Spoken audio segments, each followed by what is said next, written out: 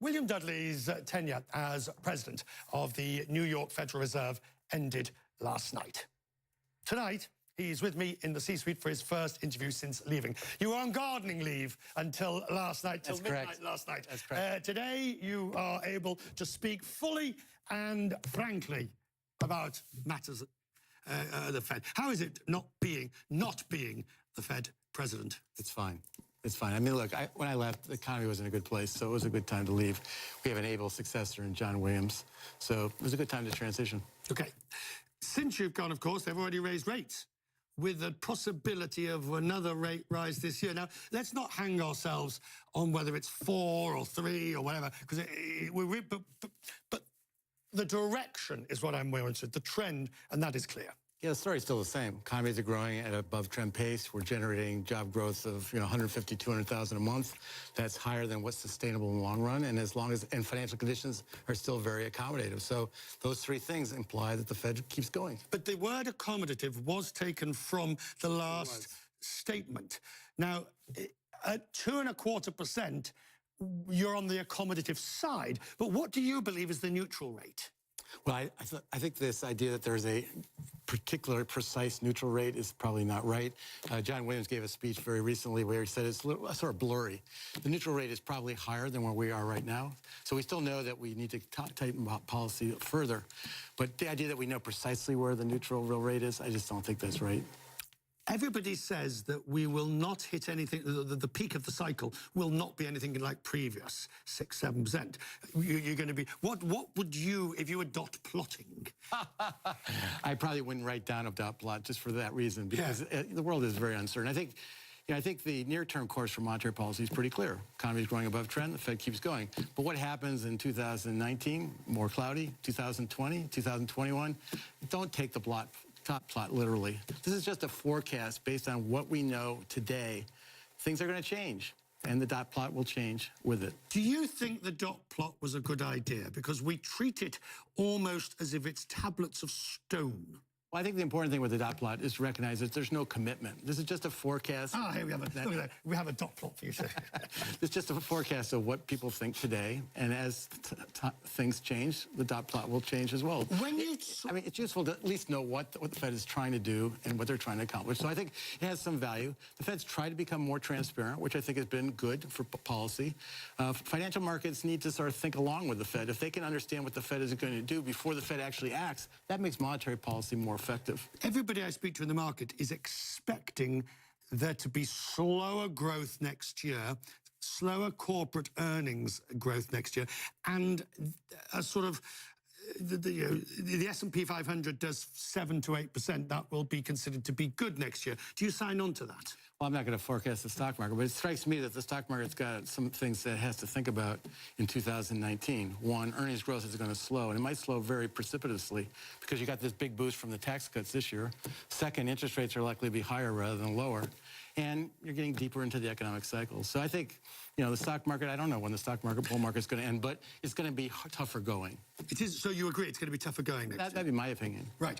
And on that tougher going, because if you look at going out, I had Ray Dalio on the program recently, and he says, look, the real problem, and this is back to your point, it's difficult to forecast, is the strains and pressures in the economy won't be seen or won't come to fruition for another 2 years, he says. Debt, leveraged debt, sort of... Well, the bigger issue is just the capacity of the economy to continue to grow. I mean, the economy has been growing at above trend pace for a number of years now. There aren't enough workers to sustain that for more than another year or so. The exhaustion of the growth, I mean, we can call it growth or bull market or whatever you want to call it, it's the same thing effectively, that the economy has been growing at a fair old clip. Do you see any recession or slowdown that will lead to a recession? Well, looking out, obviously there's always a recession risk, but expansions don't die of old age. So I think. How do you know that? Well, I think we can. Expansions die typically for 2 reasons. One, the Fed kills the expansion, and that typically requires more inflation, a lot more inflation than we've seen right now. Or two, there's a big shock to the economy. Something bad happens in the world that scares people and causes them to pull back. I can't forecast the latter, but we don't have a lot of inflation right now. So you wouldn't expect the Fed, even though the Fed's going to continue to tighten monetary policy, you wouldn't expect the Fed to be really tough on the monetary policy side because there's not enough inflation to justify that at this point. You can plead the fifth to the next few questions because I'm sure you've been asked them before, but how concerned is the Fed, members, the governors, whatever, at the trade policies and the of the Trump administration? There are starting to be seeing oblique references that they are concerned about the future trade environment. Well, I think it's a wild card, right? We don't know if the trade policies are going to end up with a more open, freer trading system with U.S. barriers to the U.S. lowered, or whether there's going to be retaliation, tit for tat, and higher trade barriers. You know, obviously, if the administration's negotiation with foreign countries leads to a lowering of trade barriers, that's a good thing. If it leads to retaliation, that's a very bad thing. And I think China-U.S. is a particular thing that we have to watch. That's big enough to matter. So the fact that USMCA has been done today, or overnight, is a good thing. Sure. But the China deal, obviously, or settling that. And NAFTA obviously needed to be, updated. So the idea that we have a revised NAFTA, that makes sense because it was time to update it. But I think the China-U.S. one is more fraught because I think there's more, animosity on both sides, and it's a very big trade relationship. And as you look back, I mean, on your time at the Fed, and you now look forward, what are you most concerned about? What is not necessarily keeps you up at night, but the one economic issue that you feel has not been grasped and grappled with? Well, I think there's a couple that I would focus on. One is the fiscal trajectory of the U.S. I mean, the budget deficit at the end of this cycle is probably going to be 5% of GDP. That's a really, really high deficit to end the expansion at. The second thing I would worry about... Of course, tax cuts have... I mean, if you look at Treasury receipts... And spending increases on both defense and domestic discretionary spending. So the fiscal trajectory, plus you have higher debt service costs that are coming as interest rates are higher, and you have other costs of entitlement spending as the baby boomers like me retire. So all those things mean that the fiscal outlook is pretty bleak looking out over the next 5 to 10 years. The market does not reflect that. The second thing I would worry about is financial regulation. I think we've done a pretty good job of shoring up the banking system, more capital, more liquidity.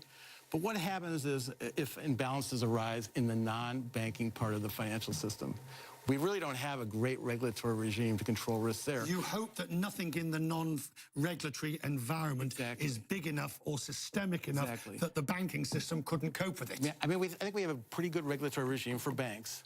But for non-banks, it's still it's got some holes in it. You know, the ability of the Fed to serve as lender of last resort to the non-bank sector has actually been throttled back by the Dodd-Frank Act. And a lot of intermediation activity in the U.S. takes place through the non-bank financial sector, not through banks. So I worry about that from a financial stability perspective. But right now, sitting here today, there aren't a lot of imbalances in the U.S. economy. And finally, when you saw the result, when they voted interest rates and they will in future, do you miss it? Do you miss sort of... I'm certainly going to miss it. I think we're still on the same trajectory, so the story is pretty much the same. So I don't miss it yet, but there definitely is going to be a point, Richard, where I'm going to miss it. You had a life before the Fed, and you're going to have a life Hopefully. after. Hopefully. Really good to see you. Thank you for coming to talk to us. Sure. Thank you very much indeed. Thank you.